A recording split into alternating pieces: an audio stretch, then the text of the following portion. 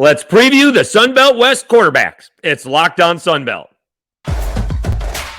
You are Locked On Sun Belt, your daily podcast on the Sun Belt Conference, part of the Locked On Podcast Network, your team every day.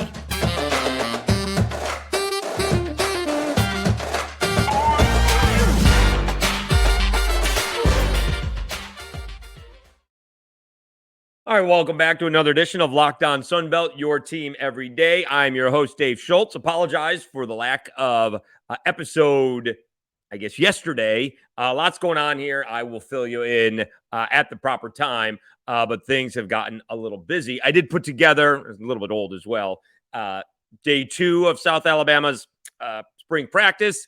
Day 3 will be later today. We'll try to get that out, as well as South Alabama Pro Day. And it's not slanted towards South Alabama. They just happen to be the team that's in town here. So I get to cover them up close and personal. We are trying to get Carter Bradley on, the South Alabama quarterback. I had a really good chat with him a couple of days ago during South Alabama's Pro Day. And he really opened up something. He's very cautious. He's very QB speak when he's talking to the media. And it was a good discussion. Back and forth.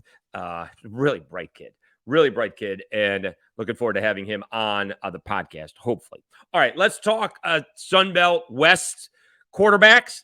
We're going to talk about the ones that probably have the jobs first, including Carter Bradley, and then where there is open competition. Let me first tell you, this episode is brought to you by FanDuel Sportsbook, the official sportsbook of Locked On. Make every moment more. Visit FanDuel.com/LockedOn today to get started. All right, speaking of one, Carter Bradley, he set the South Alabama record for yardage, completions, and touchdowns.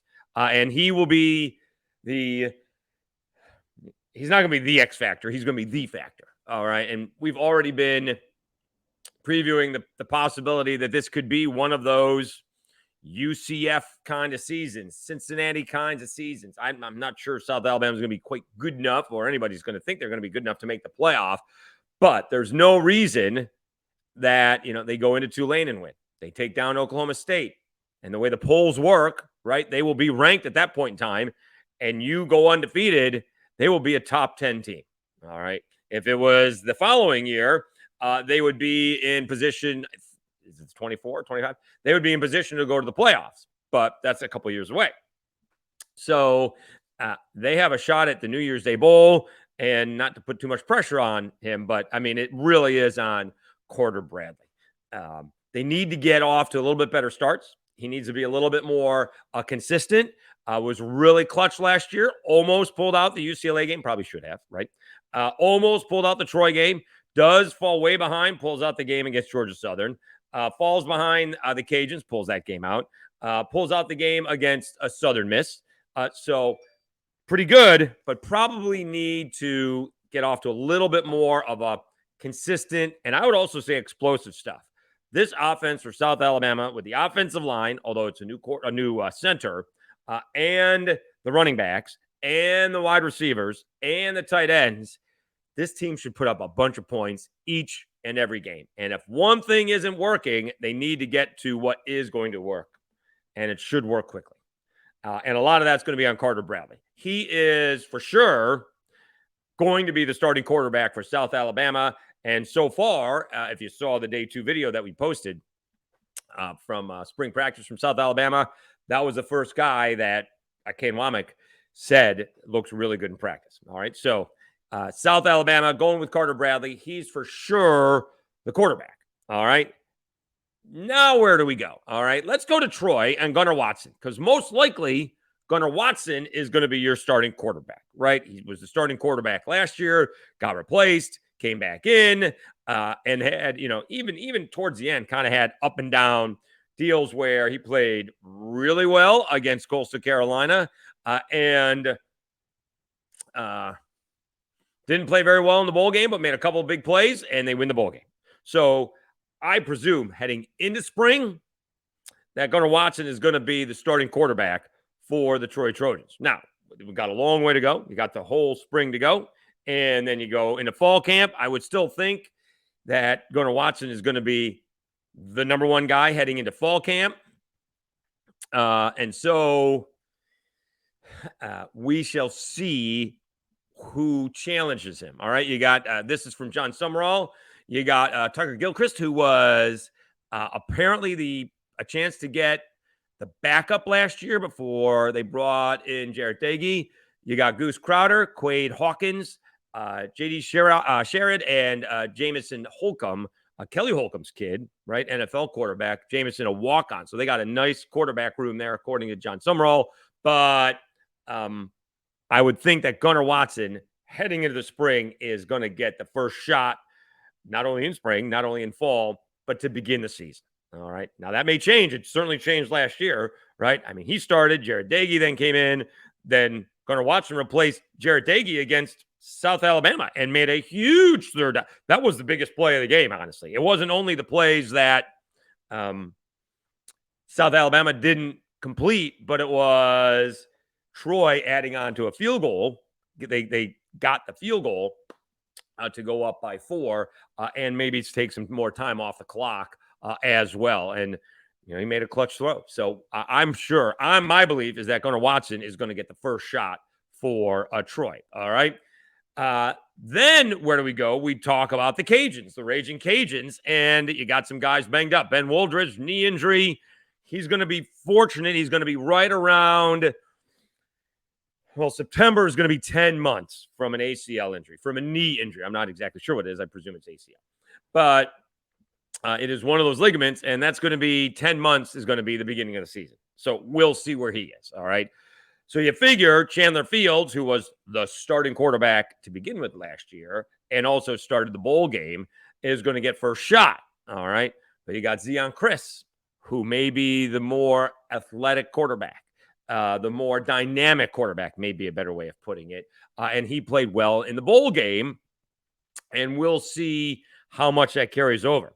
But Chandler Fields is banged up, as we've talked about.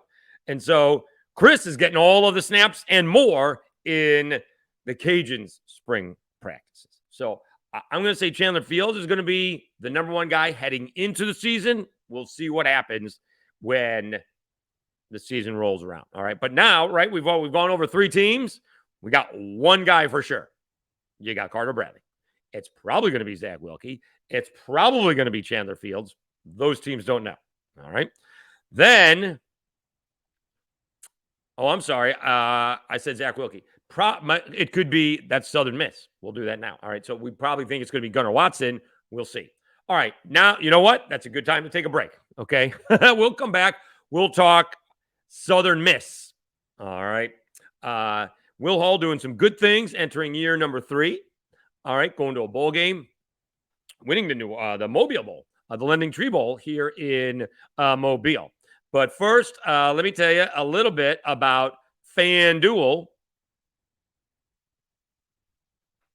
The tournament is heating up, and now is the perfect time to download FanDuel, America's #1 sports book, because new customers get a no-sweat first bet up to $1,000. That's bonus bets back if your first bet doesn't win. Just download the FanDuel Sportsbook app. It's safe, secure, and super easy to use. Then you can bet on everything from the money line to point scores and threes drained. Plus, FanDuel even lets you combine your bets for a chance at a bigger payout with a same-game parlay. So don't miss the chance to get your no-sweat first bet up to $1,000 in bonus bets when you go to FanDuel.com/lockedon. That's FanDuel.com/lockedon to learn more. Make every moment more with FanDuel, an official sports betting partner of the NBA. All right, Dave Schultz, more with Locked On Sunbelt, your team every day. We're talking Sunbelt quarterbacks in the Western Division. Again, Carter Bradley is set for South Alabama. You do have Desmond Trotter back. He went into the transfer portal, looked around, came back. So the Jaguars do have a solid backup if called upon. All right. Then we talk Troy. I think Gunnar Watson is going to get the first shot there.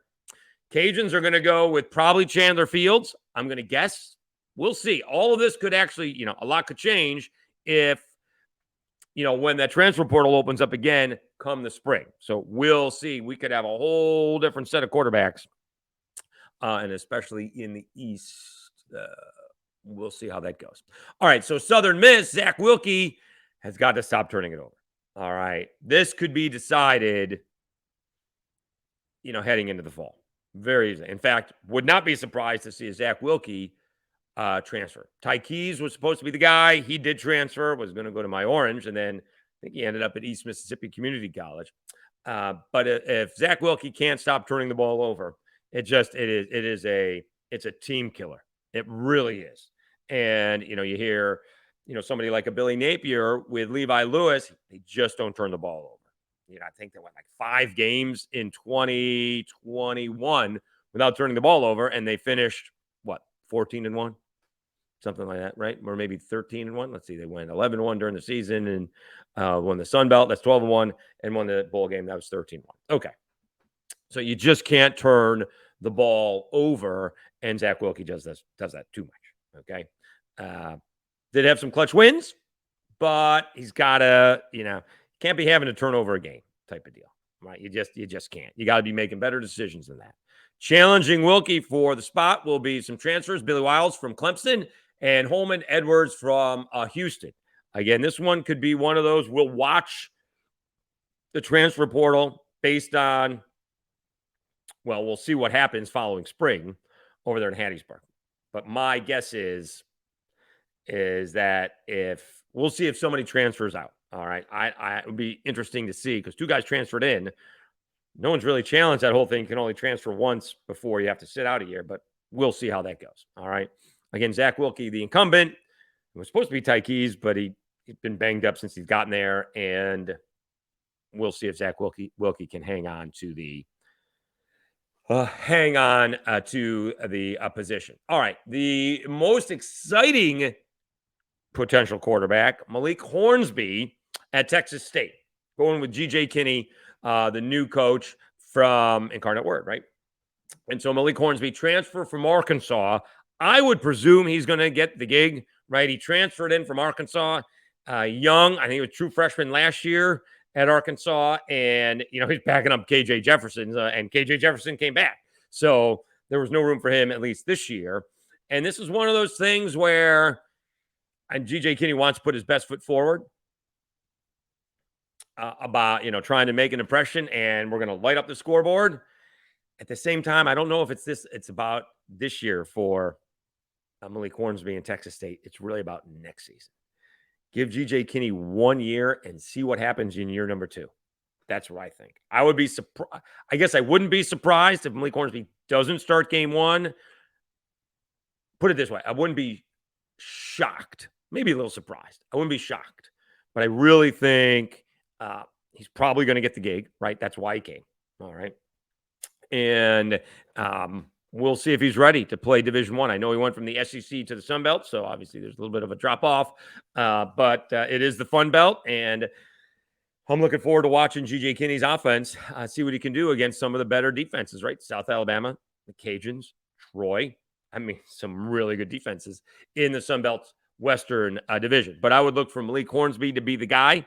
And again, it's not so much about this season for Texas State because I still think, South Alabama is way ahead of them. We'll see where Troy's got a lot of guys to replace on both sides of the ball, offense and defense. We'll see where the Cajuns are. They got some guys to replace. But I wouldn't be surprised if Texas State is maybe in the top half of the division. They could surprise this year. But Malik Hornsby could be the most dynamic quarterback in the conference. All right. That's how good this kid is supposed to be. All right. So we shall see. All right. Let's see what else we got. I guess we did the top 4. These are the ones that are, those top 5 are basically the ones that I think are very straightforward. South Alabama, Carter Bradley. I think Zach Wilke is going to get the nod over in Southern Miss if he doesn't turn the ball over. Chandler Fields will probably start the season for the Cajuns. We'll see what happens there. Gunnar Watston will probably start or certainly get the first chance to start for Troy, certainly in the fall camp, and then we'll see what comes out of that. And Texas State will have Malik Hornsby. You have 2, I'd say, wide open. I'm sure the coaches will tell you Troy is open and Southern Miss is open. And maybe the Cajuns are open. That's what the coaches will say. I'm not sure it's that case. In this case, ULM and Arkansas State are both wide open. All right. Let's take a timeout. We'll come back and talk about the competition for the Red Wolves and the competition for ULM. But first, I do want to thank you again for continuing to watch videos, continuing to subscribe. Again, we're almost a couple handfuls away from basically tripling our subscribers, right? I know the other lockdown channels have a lot more, but we went from like 41 or 42 at the start of the Sun Belt Conference tournament, which was basically a month ago, to 108. We get up to the 120 mark and we've tripled it in a month. And so I appreciate that. Thank you so much. Obviously taking advantage of the Raging Cajuns playing the Tennessee Volunteers. So that's going to help. We know that Eric Kane does a great job with them, and I knew that would get a little bit of traction. Still trying to do some more football. We got a baseball starting, right? Baseball is underway. South Alabama's not doing that great here locally. And although the Cajuns are, Texas State is. Did Troy go in and beat Texas State? I think they did. So we can do more of that.